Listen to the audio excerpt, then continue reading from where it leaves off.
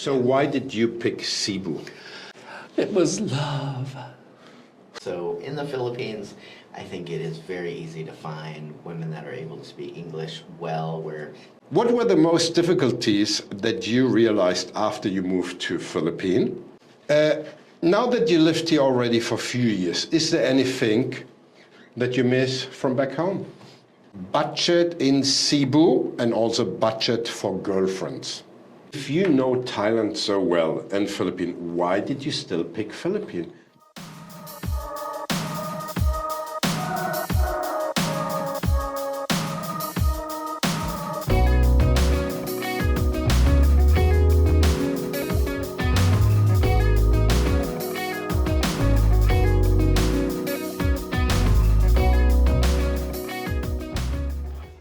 Hi guys, welcome back to the channel, TiT Podcast Pattaya.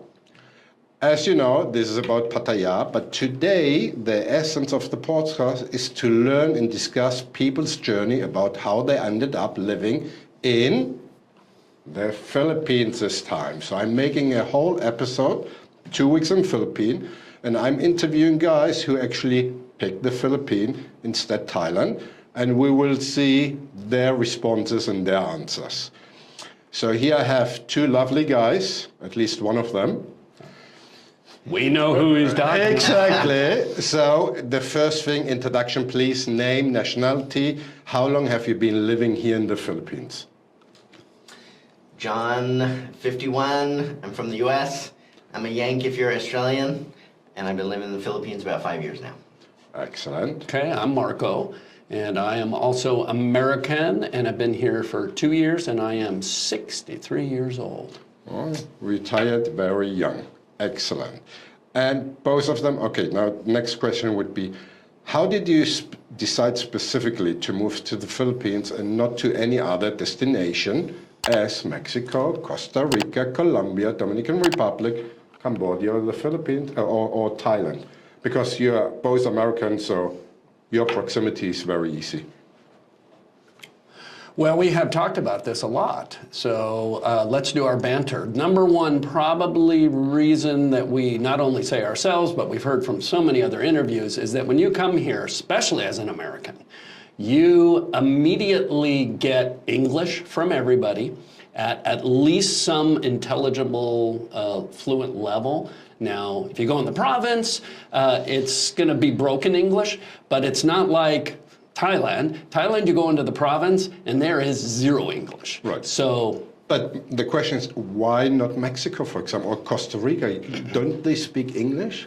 no, not the way they do here. And you've lived in some of those Yeah, and I places have. as well. Yeah. Which Español. states are you from?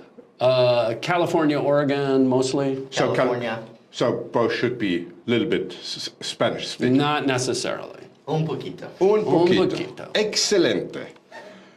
Okay. So if you go to Mexico, I was there for a year in the pandemic.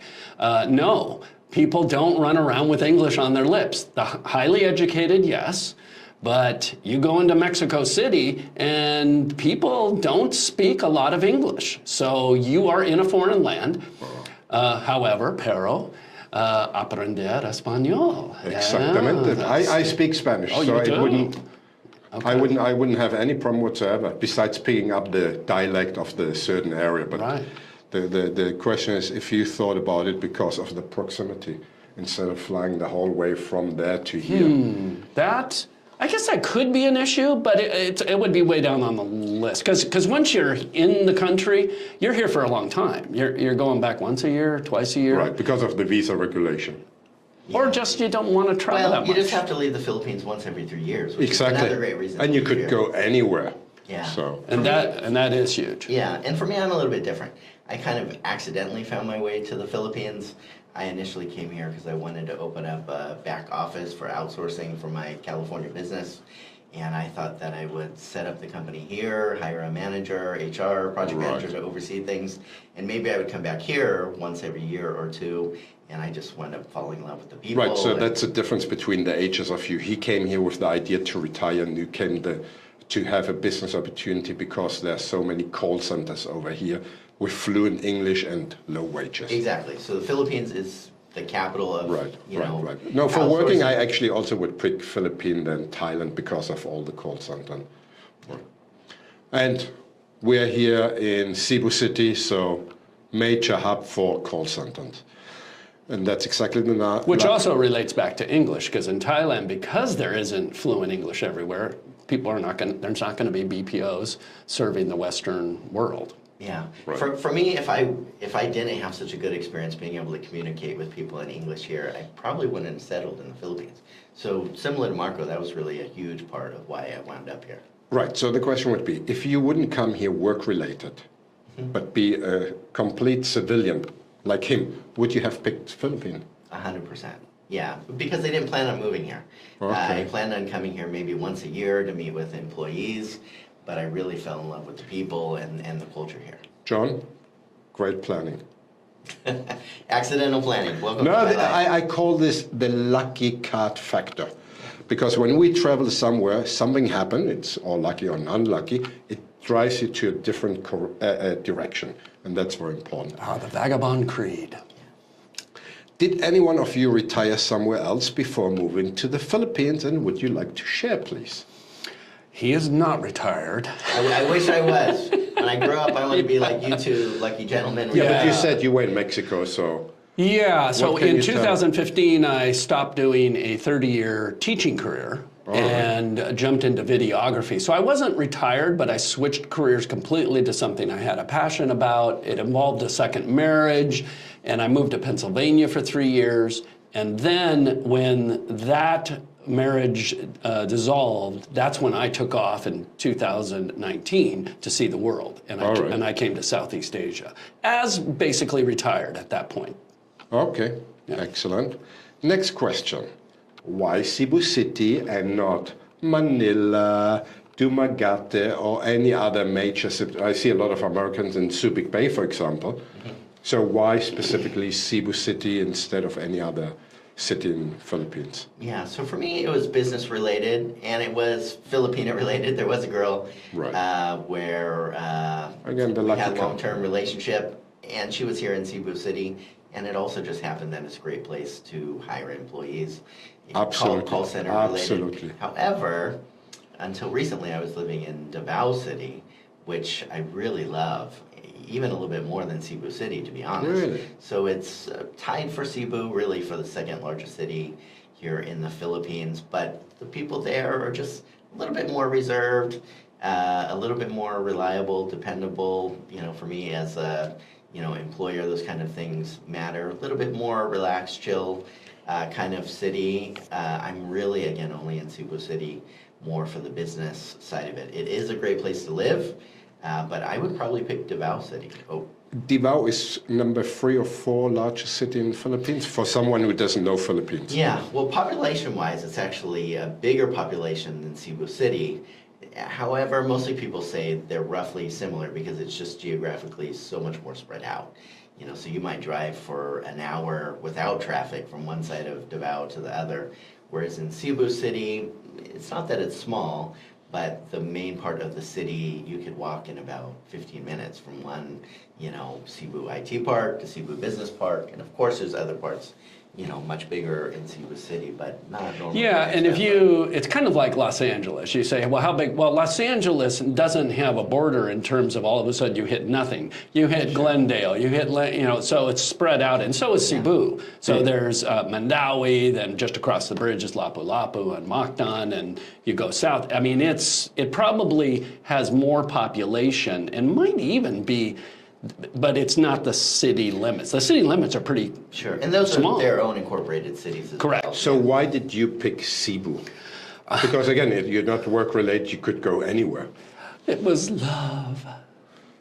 You did you? Yeah, you probably would have known that. So in 2000, You know how the program is called? It's called TiT. Yes. Which is, this is Thailand. So whenever there's something unexplained or non-logical, so it's love. This is TiT. In your TiT. case, it's TIP. This is Philippines. this is Philippines. Right. No explanation Or as we needed. say, welcome to the Philippines. Exactly.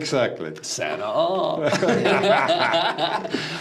I came here because I got online after my first visit, and started to look, and I found somebody, and she was from this area. All so right. when I first came here, it was to date Nichelle, and so I came here, didn't know him yet, and that was great, and I got introduced to the city. I liked it a lot better than Manila. Manila is sorry, Manila. I don't like it. It's I a don't zoo. know. Yeah, but why not Dawu, or I'm going after Cebu Yeah, City. what he said going about to- Davao is true. I'm still a little partial to Cebu myself, maybe just because I have some roots here. And then secondarily, when he and I hooked up as really close friends and even working together on projects and such, then it became even, Right. because as you well know, when you're traveling, you might find a really close friend in Thailand, right? A guy that you really... Right. But there's just going to be a cultural or language that you can't quite connect the way you do with somebody from your own tribe. That's actually something that I'm doing with the TiT Podcast Pattaya. So not only are we having the podcast to inform people about the life and how they ended up, but also what I'm doing in the podcast, I'm making videos about useful professional contacts, which means I bring, for example, a lawyer, I bring a real estate person, I bring even a motorcycle rental shop, just to give people, some qualified people with proven track records. So that's the second stage of the podcast, bring you guys useful contact people. And number 3, what I'm doing in the podcast is I'm organizing social events, meetups, where anyone can come to find like-minded people. Because, okay, we come here, after 6 months we settle everything, visa, new apartment, driver's license, and you settle, but still you haven't found good friends. Yeah. And that's where you get stuck. And so the whole idea about me making the TiT Podcast Pattaya was, what did I need 7 years ago when I arrived and wasn't available? So we have, for example, immigration agents. We've got 500. Which one is good?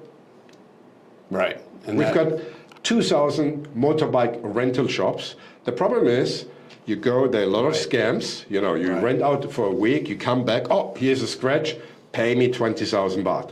So I'm trying to avoid all this. Lawyers the same. I need a lawyer, and I had one. I was in need of one. Then I looked around. I had one guy, which was a European, great guy.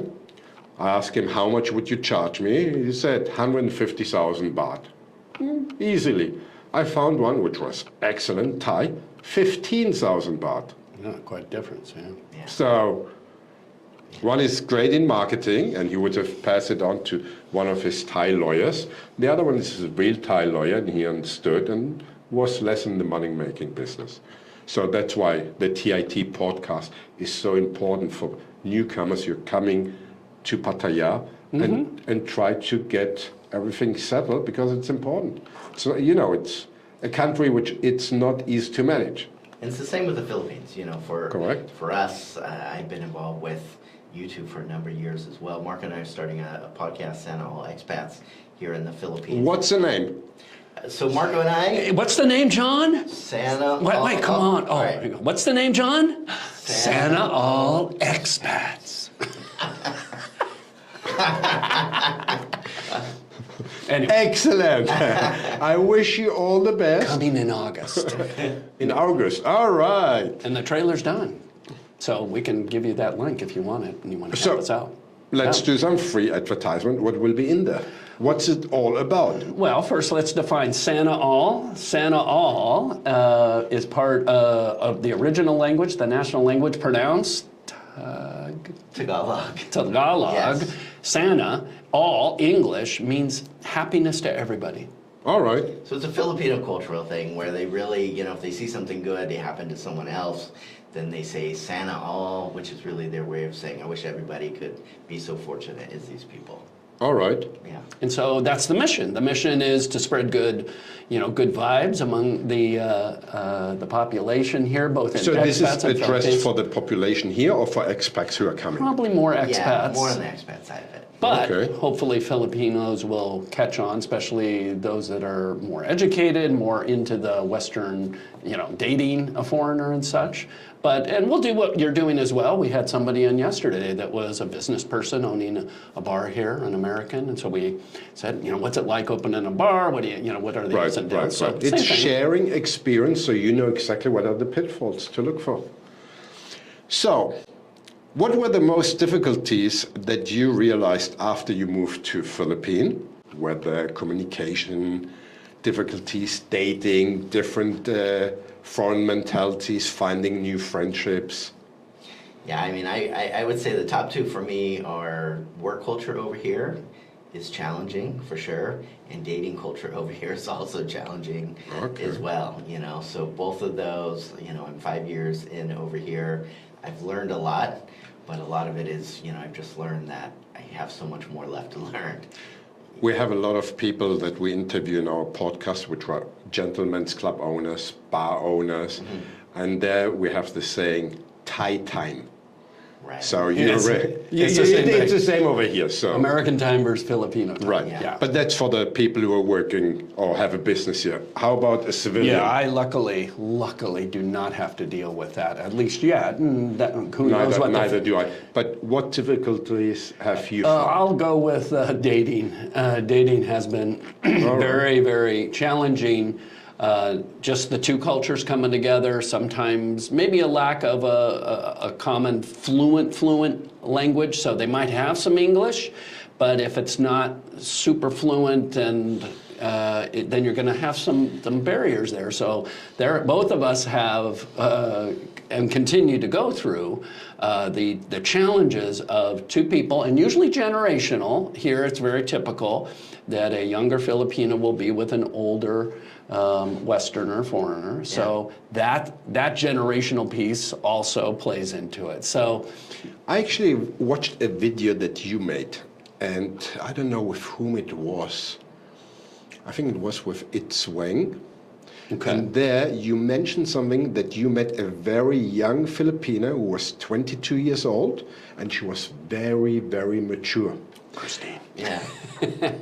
We won't mention any names. We And won't. the same thing, I'm now the third time in the Philippines, and I actually met some Filipinas in Dumaguete, and the minute that you start to talk to them, you can understand how mature they are. And I actually met someone who was working in the hotel that I was staying, the Quest Hotel in Cebu, so mature, so mature. I believe this is because they need at early age, they need to take care of the family. Maybe they're the sole breadwinner of the whole family because the mother is not working. And then I meet some other people, 30 years old, Correct. clueless, absolute clueless. Now, me coming from Thailand, I think the Philippine ladies are much more mature than Thai ladies in one way, from thinking very naive, Thai culture in general. But they have other things that Filipinos don't have. Dating, again, English is not an issue because hardly any English speakers. So I'm not sure if the dating is really about English or not. For me, I think it goes past the English side of it. So in the Philippines, I think it is very easy to find women that are able to speak English well, where you can understand each other's language. However, that doesn't mean you can understand each other's cultures. And sometimes both people could be saying the same thing, but just not understanding each other. Other times, I think Filipinos, for example, the way they'll deal with conflict, Filipinos will often go silent, and so... Oh, the famous tampo. Exactly. Right. Exactly. And that's normal here. So if there's a Filipino in a relationship with a Filipina, it's a bit of a dance. The Filipino will go silent, and then the Filipino guy is going to say, I pissed her off. What did I do wrong? And so he's going to do, people know the word tampo, but they don't know lambing or soyu. That's mostly what the Filipino guy is going to do to kind of talk to her off the ledge, and there's a bit of a dance that goes on. Foreigner guys hate that kind of stuff. So there's something with the cultures that's very normal here in Filipino culture between Filipinas. But most foreigner guys, if they date a Filipina and they go tampo, they sulk if they go silent, that's going to create a lot of conflict in the relationship. Yeah, something that knowing you, John, already for 2 or 1.5 years or 2 years, and we spoke we made a video 2.5 years ago or 1.5 year ago, and there we mentioned the difference about Thailand and the Philippines. We spoke a little bit about dating, but not really that much, because Tampo we don't have the free things that exist in Thailand, in the Philippines, which is Tampo, the silent treatment. The other one is the siloso, the absolute jealousy for, you go to 7-Eleven, you buy something and the cash register talks to you. The next second is you try to pick her up or she tried to pick you up. Right. And the third one is the gossiping, chismes, or how you call it? That's more of a national pastime over here. A national. Yeah. We don't have this in Thailand. Right. And when I look at my lady, gossip is actually something which is really looked bad in Thai culture. You should not talk about another person, for example. Sure. Right. Why can't I remember the word for gossip in Visaya? Marites. Marites. Or chismes. Chismes, I know the or chismes. chica chica. Yeah. Right. Yeah. Tampa, for example, I would laugh, because if she's doing Tampa, I would say, could you please add another day to it? I go in there in the meantime out with the guys. I wouldn't mind. Let her be silent treatment. Now, this program is called TiT. This is Thailand. I believe you have the same version here. This is Philippines. Could you share with us viewers typical examples where you would say, welcome to Philippines, or this is the Philippines? So this is Philippines. I would say right off the plane, you're just going to be waiting a lot everywhere. And they just move slower. It's an island culture, and almost all island cultures are laid back. What's your rush?